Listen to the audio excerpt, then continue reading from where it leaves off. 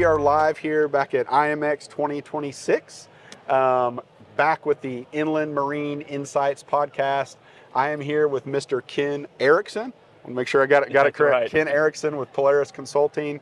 Analytics and consulting. Analytics and consulting. Thank you, Ken. I know we spoke last year, had a great conversation last year. Glad to have you back on the show this year. Well, thanks, Patrick. A pleasure to be here. IMX is a phenomenal show. Every year it gets bigger. It does. More people, it seems to me. Great excitement and a lot of activity going in the market, in the industry right now. Yeah. I know we obviously know each other, kind of know what you do, but for those maybe just viewing for the first time or just jumping in, could you give us a little background about Ken and all the cool stuff that you guys are doing over at Polaris Analytics and Consulting? That's right. Yeah, so Polaris, you think about it's a North Star. Mm-hmm. And the idea is that, hey, we want to get people looking on the right direction, getting them aligned strategically with their business. And the way we do that is in two ways. One, in a kind of an approach is anchoring them to their future. Secondly, then, okay, we're at the horizon essentially right now. We know what's gone on up until now. We can see what's on the horizon. We have an idea how to get there. Yeah. But what's over the horizon is the part that gets to be fun. We really don't know. It's kind of like if you're in the river industry, what's around the bend? Yeah. It's just around the bend. We don't know what's around the bend. We don't know what's over the horizon. So helping people get positioned to go not only to the horizon, but over the horizon. And so thinking through that, it comes down with analytics. So Polaris Analytics and Consulting. Analytics is the data part. Using data help as a knowledge set to help transform into strategic purposes for people to make decisions, whether it's for financial purposes, what's my return on investment, what kind of capital gain could I get through this, or how do I make a difference in the industry? And then the consulting is then taking that data that's set and available in some sort of form, and then transforming it for the consulting effort, for them to help them make those decisions and walk the journey with them. So having come from a background in a lot of consulting, leading national, global consulting teams and data analytics and running some transportation, commodity research programs, meeting with customers around the world who are having to make strategic decisions in their business every day, it's been fun to be in that space. I bet, man. And doing that. I bet. And I know you're here speaking at IMX. I think you just spoke this morning to an audience about some of the cool things that you guys are working on. I would love just to maybe even just kind of zoom out a little bit further, if that's okay, Ken. Like, we're meeting with folks, this is a very innovative conference. A lot of the topics that are being presented here this week are about like what's the next kind of innovative thing where we need to focus or look at as an industry.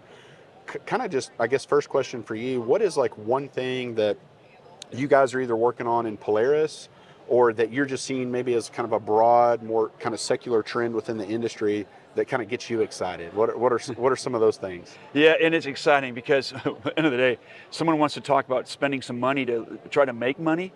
I'm all ears. I like to listen to them, and I want to see how I can help come alongside with them. Sure. Part of it is, and I've been doing a lot of work in the inland side, and if I, speaking of IMX and the Waterways Journal, that's the parent and host of this, write a Horizons column, as I call it, the Horizons concept. And in there, I'm talking about a number of things that economically impact the industry. And then publish a barge fleet profile for them and a barge commodity profile. They acquired those products from a former company of mine. And it's a survey, so I just finished the recent survey, and that's been fun and exciting. I think there's some interesting things that are exciting for the industry. On the waterways in particular, there's been, just finished an effort and delivered it to the Louisiana Ports Waterways Investment Commission. And what they wanted to know is, what is a strategic marketing strategy, that collaborative marketing strategy we should have for our 5 deep water ports from Baton Rouge out to the Gulf of America? So I had made 7 recommendations around that with them. But to me, the important part about that is that Louisiana is taking a lead, and they say we can do better. How do we increase trade? How do we increase investment, including foreign direct investment? How do we encourage economic development, and how do we get more collaborative in what we're doing? They put that to work, the strategic plan that we outlined and the 7 recommendations. I believe it's a framework for the rest of the waterways, the rest of the 12,000 miles. Because this river is so interrelated between what goes on the Mississippi River Ship Channel from Baton Rouge out to the Gulf of America, and then what happens all the way up to Pittsburgh or Minneapolis or Kansas City or Chicago and Memphis, Tennessee, my hometown. Yeah. It's all related, and it's a strong symbiotic relationship that they have. They need one another. If Louisiana's doing this and they do see growth, that means there's growth upriver. Yeah. Well, the people who are handling cargo and commodities and products off the deep blue water ships are also then sending it upriver or vice versa. It's coming down to go to those vessels. How do we then take that to the rest of this waterway system? Say, we are one waterway for a great world. We're both feeding and fueling and bringing fiber for not just the United States, but also and the world. And so that's exciting to me to see investment that people want to make in their ports upriver. And they're doing it in two ways. One, hey, what should we be thinking about what's coming down the road? Two, what is the latest technology we should be adopting and then putting into practice in our operation? It may be just upgrading equipment. Yeah. Things wear out. You're not going to go buy the same equipment. You're going to buy the newest, most modern. You just increase throughput capability is what you're doing. Yeah. So now we've got more capacity, and now we can handle more cargo. Now the trick is, what is that cargo? What's the commodities that will be moving? So those are really getting me excited to think about what could be, and if they start coming together, what that can mean for the industry and for the United States overall. Man, it is exciting. And I know it's cliche, but what's the old saying, like rising tides raise all ships? And like, you know, taking those lessons learned and how we can just all expand and grow from that. And really coupled with, you know, I don't know if it's fair to say, but, you know, we are at a unique time in our economic history where inland marine and marine transportation, is really being viewed at a priority level from a national, like from the current administration standpoint, right? Like there's a lot of resources, a lot of attention going into not just the logistics side, but how that plays into the national security interest of our country. So it really feels like, kind of going back to one of your opening comments, that the horizon of what not just operators have in front of them, but, you know, all the vendors here at IMX is maybe the biggest horizon we've ever seen. I don't know. Yeah. It is, because you get, I don't know, I tried to actually get a count on the number of times that President Trump has said the word maritime. Yeah. And then compare it to all other presidents, if there's a way to do that. And maybe AI can scrub the archives and help us quantify that. I asked it to, but it wasn't able to do it right away. Yeah. But just the number of times maritime gets brought up in this short 2 years now or whatever, year and a half, is remarkable. Significant. And that gets attention, and that there's a marine action plan. Okay, there was at one time I worked on the original marine transportation system plan when I was in federal government at that time, and that was back in the 90s. And so are we just going to do a lot of smoke and mirrors, or are we just going to wait for the next administration? I think the important part is both parties can come together on this. Both parties have signed on to the SHIPS Act. They just got to keep moving it forward here. The challenge is we've got infrastructure needs. And if we're not going to, we got a lock and dam system that is so broken, that needs so much attention, and we just kick it down the road. Yeah. And 28 years at the Kentucky Lock and Dam. Yeah, that's our backyard in Ohio River, Paducah, Kentucky. We finished Olmsted, and by the way, I didn't know this, it's still on the books at the Army Corps. Still has $22 million assigned to it. It's done. Yeah. What are we doing with this? I'm sure there's a good excuse. Yeah. But we can do things better. We can do things more efficiently. President Trump, when he built skyscrapers, he didn't build one story and come back 10 years later. Yeah. We can't just build a little bit of something. We got to do all of it and get it done. We're talking $7 billion. Yeah. End of the day. Yeah. And you kind of beat me to my next question, like, you know, talking aging infrastructure, like, but our second question was like challenges, opportunities in the industry. I'd imagine aging infrastructure is a big topic here at IMX that folks are discussing. I think what was eye-opening to me is just the technology aspect of some of the technology platforms that, you know, our major operators and carriers are still using, that 1960s, 1970s computer systems and technology, that all the risk that comes into play on that, with from cybersecurity, you know, PHI, you know, protecting information that's flowing through those systems. You know, how much of a challenge that is navigating those today as well. It is, and to try to work through that with so many people willing to provide services around that. And then you fold in or open up AI in the world, and people say, just go to AI. We just said that. Yeah.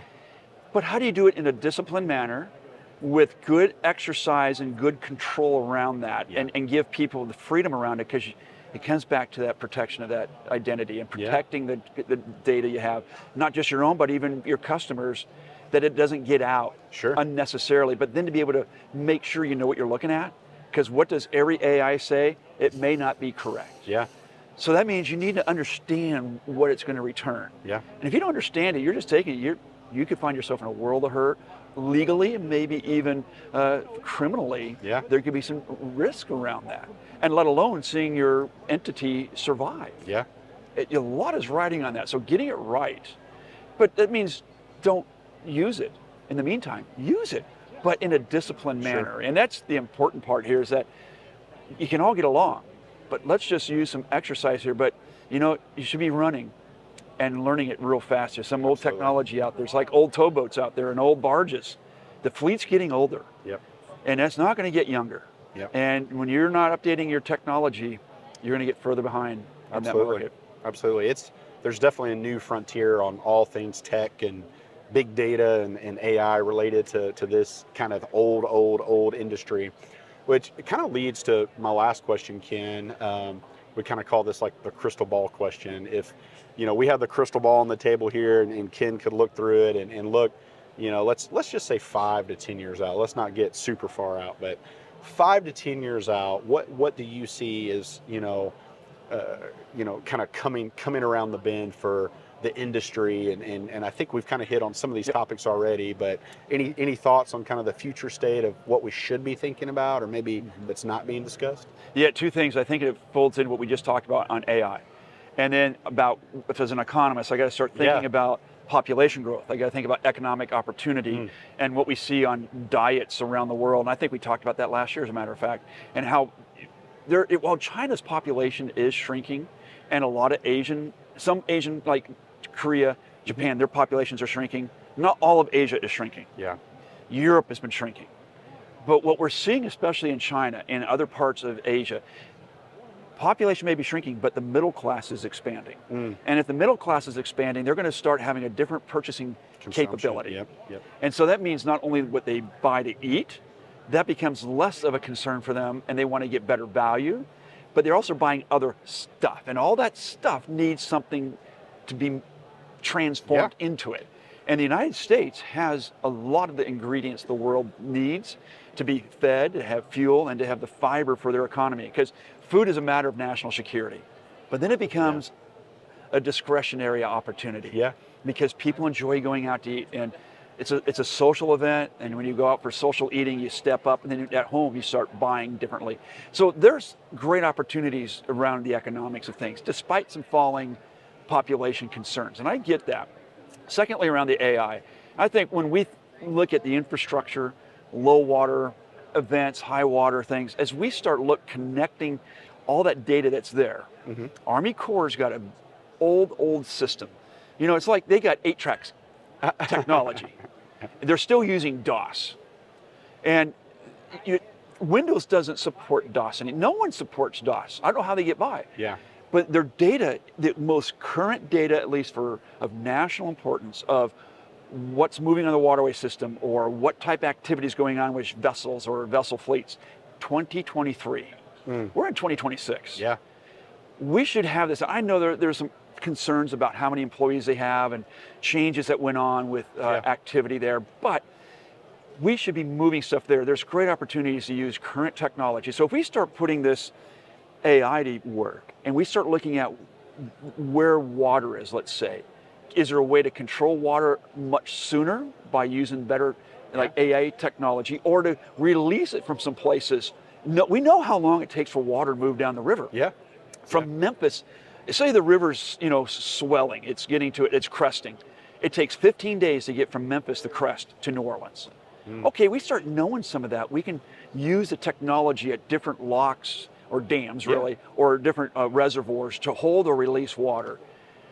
They try to do that, but you're sometimes flying blind. We don't have to fly blind. Yeah. If we're going back to the moon and we're going to go to Mars, we should be doing something today to help us get there. Sure. Take care of the stuff on the Earth to get us to the future. And the future relies on the waterways. Those rocket boosters, they move on the rocket ship, rocket ship, I guess they call it. They move them out of Decatur or Alabama, up to the Ohio River, down the Mississippi, either to Cape Canaveral or over to California. That's wild. On the same self-propelled vessel. Yeah. You look at that, and they're moving at a high speed.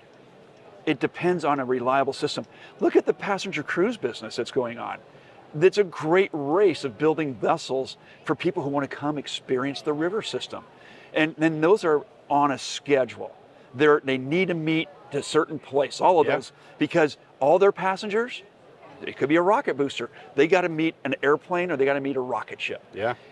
Why not think about what we could be doing in the future about container on vessel or some sort of self-propelled vessel for different types of commodity movements? And I think there's some things in the next 5 to 10 years that could be incredibly promising around what we see between AI and technology, the adaptation of it.